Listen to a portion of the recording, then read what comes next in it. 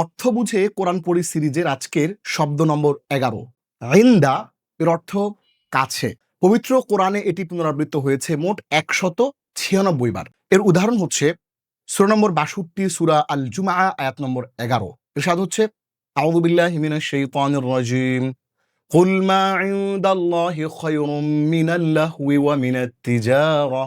কুল বলুন, মা যা আছে তা, ইনদাল্লাহি আল্লাহর কাছে, খয়রুন উত্তম, মিনাল লাহওয়ি ওয়া মিনাত তিজারা খেল তামাশা ও ব্যবসার চেয়ে। কুল মা ইনদাল্লাহি খয়রুম মিনাল লাহওয়ি ওয়া মিনাত তিজারা বলুন আল্লাহর কাছে যা আছে তা খেল তামাশা ও ব্যবসার চেয়ে উত্তম। এই ইনদা শব্দটি এটি একটি ইসমুল যরফ বা স্থানবাচক শব্দ। আমরা আজকে এই শব্দটি শেখার মাধ্যমে পুরো কোরআনের 196 বার পুনরাবৃত্ত একটি শব্দ শিখে ফেললাম এবং পুরো কোরআনের ভোকাবুলারির মধ্যে 196টি শব্দ আমাদের আয়ত্ত হয়ে গেল। আসসালামু আলাইকুম ওয়া রাহমাতুল্লাহি ওয়া বারাকাতুহু।